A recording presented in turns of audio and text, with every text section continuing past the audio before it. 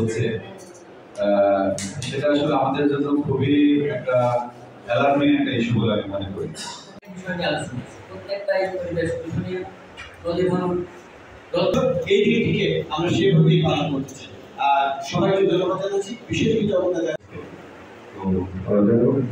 এবার আমাদের পানি নবাবগঞ্জের পাড়ে আমি ছোটবেলা করে স্কুল করতাম বন্ধ হচ্ছে একটা যে অপারেশন সামাজিক বনায়নকে আমরা ত্বরান্বিত করে করতে পারছি।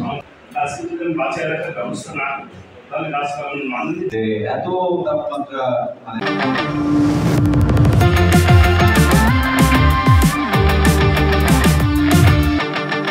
বন্ধ হচ্ছে একটা যে অপারেশন সামাজিক বনায়নকে আমরা ত্বরান্বিত করে করতে পারছি।